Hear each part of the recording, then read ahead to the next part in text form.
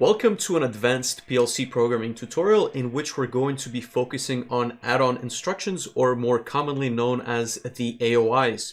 So from the RSLogix 5000/Studio 5000 environment, you will find add-on instructions on the left-hand side within the pane. And it's going to be towards the end. There's going to be a folder named add-on instructions, and within this folder we can create new add-on instructions. However, as you can see, the menu is currently grayed out, meaning that we cannot create a new add-on instruction at this time.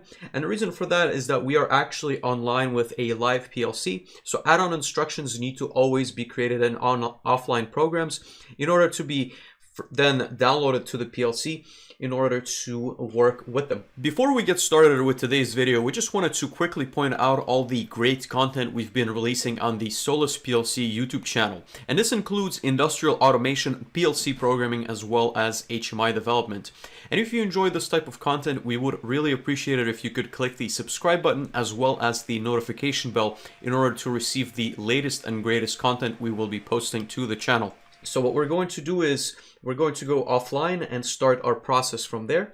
But before we jump into add-on instructions, let's really quickly discuss the reason as to why and why would you use one and why they are important. So add-on instructions are effectively instructions that you can create on your own, and they are similar to what some of the other instructions offer from the Rockwell side, although you can make them as complex as you would like. So as you start reusing more and more of the same code, you do want to migrate into add-on instructions in order to essentially compartmentalize your stuff. So we're going to right click on the add-on instructions and create a new instruction in order to demonstrate the functionality. I typically name them as AOI, as the prefix AOI for add-on instruction, and then I give it a certain name. So let's do it basic calculation. So this particular AOI, the first one that we're going to create, is going to be just a basic calculation. We can give it an optional description, type of ladder diagram. You have functional block diagrams as well as structured text available to you. The revision and minor revision numbers are also set here as well. They will refer to your revision tracking essentially. That's all up to you. And last but not least, you can have a vendor associated with your AOI. So if you want to essentially restrict that AOI to a certain specific use, then you can put your vendor name in there. We're going to click OK. And as you can see, there's going to be a couple of things that are going to appear. So first of all, we're going to have the definition of that instruction, so AOI basic calculation. We're going to have parameters just like we saw in the different routines, and we're going to have the logic. We're going to have a routine called logic. This is always the name that is going to be given. I don't believe that you can rename this. Let's just double check. Yeah, so it's a default name logic, and it's going to stay that way. One thing that we will also have opened is the definition of our AOI. So in the general tab, we can change the parameters that we had during the creation process. In the parameters tab, this is what's really important to us, because these parameters are essentially going to be used to interface the AOI, and they're going to be essentially the inputs and the outputs that are going to be read by and sent out by the AOI. So here's where you're going to define everything that you will need to use inside of your instruction. There's also going to be local tags. So local tags are the tags that are going to be used internally only. They have no instance outside of the AOI. We will look at that in just a second. Scan modes, this is an advanced feature. You can definitely look into this in the documentation, but really quickly, pre-scan routines are going to execute prior to first scan and transform for program to run. There's going to be post-scan and enable in a first false routine. Signature, so if you want to lock out your AOI from modifications, you can generate a signature to uniquely identify this instruction and seal it from modification, change history, and then help. So help is generated if you go in help for other instructions in Allen Bradley. As you can see, it's generated the same type of file, but we will get to that in a second. Let's double click the logic here. And as you can see, it's just an empty canvas for us to play with. And we're going to do a couple of things. So for example, let's say if you want to multiply two, so a normal multiply function takes two operands and then it has a destination. Now you could essentially create your own multiply instruction, which takes 4 operands and then has a single destination, or it has 2 different destinations. So let's look at that in a second.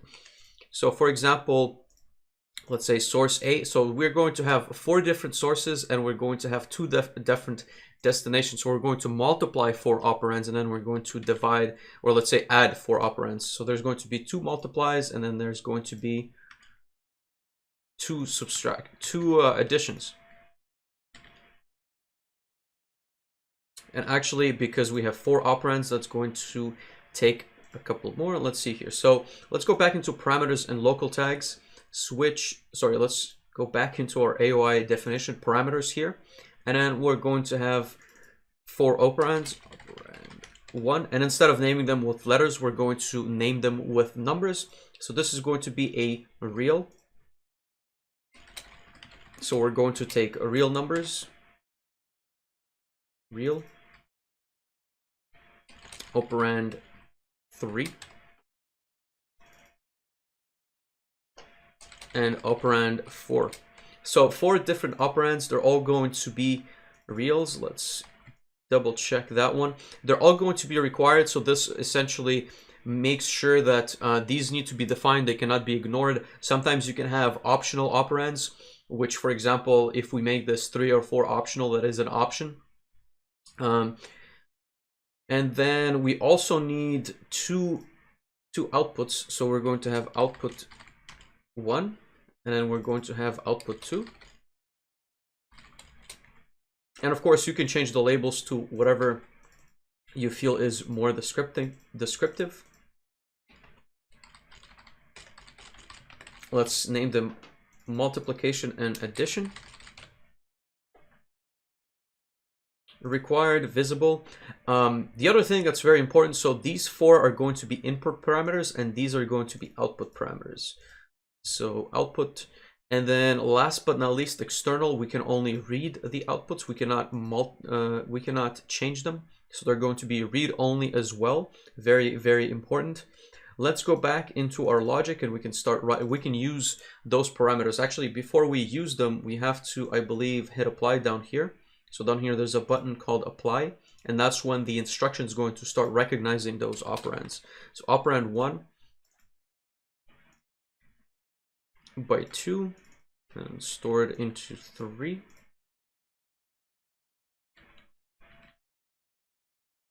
By 4, and then this is going to be operand 4. So we're multiplying 1 by 2. That's stored into, it cannot be stored into 3. That's going to be stored into multiplication. And then we do multiplication multiplied by operand 3. Stored in multiplication.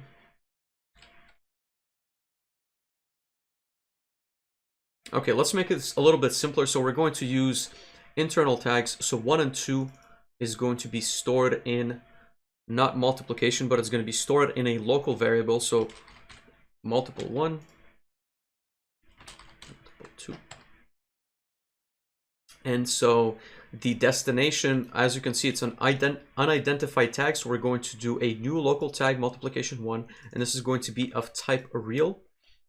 And once again, the local tag cannot be accessed by anything outside, and we're going to look at that in just a second. We're going to hit on OK. And then multiple 2, the same way, that's going to be a real. Hit OK. And here we're going to 3 and 4. And of course, we do need to multiply. So the final answer, which is going to be the multiplication. Is that how we, let's just double check.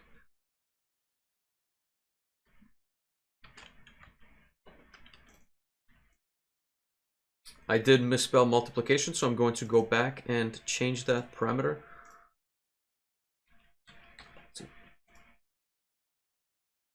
Multiplication, that is correct. Let's hit apply every single time you make a change. So apply at the bottom here. And then I'm using Control Tab in order to navigate between the different windows.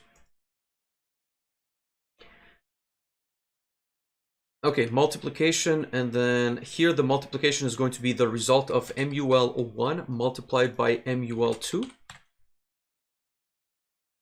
And in the addition, we're going to use a similar structure. So I'm actually going to copy paste this in.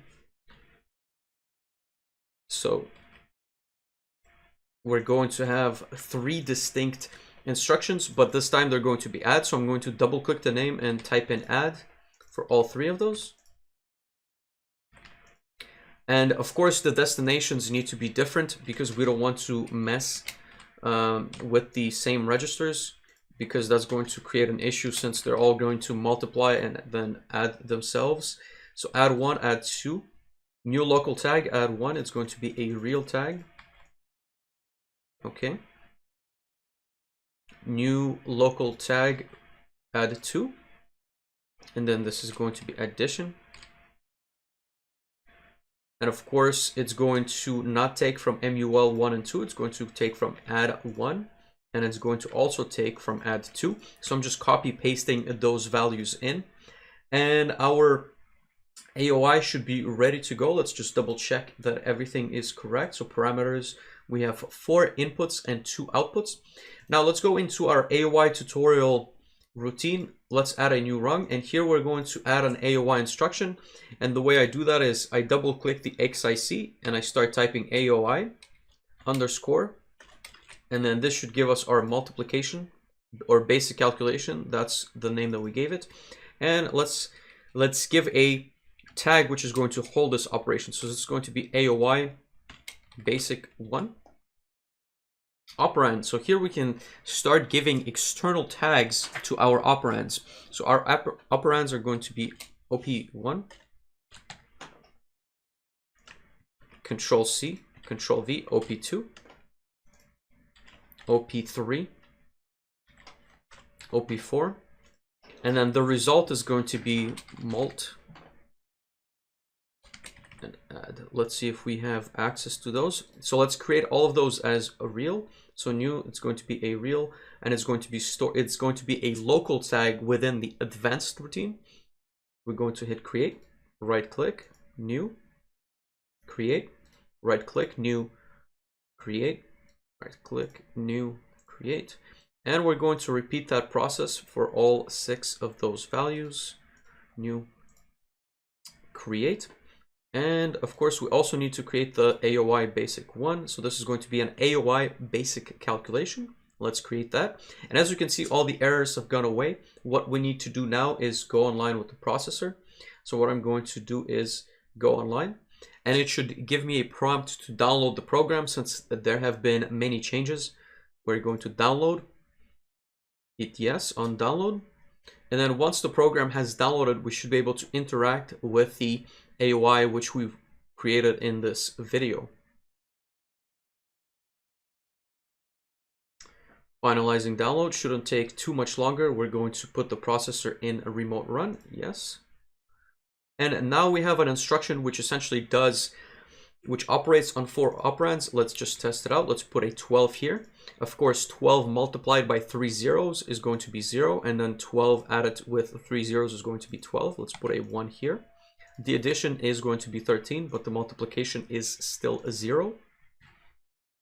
And then let's add some more operands. So 12 multiplied by 1 multiplied by 10 is going to be 120. And the addition, of course, of 12 plus 1 plus 7 is going to give us 20. And this works with any numbers that you'd want to interact with.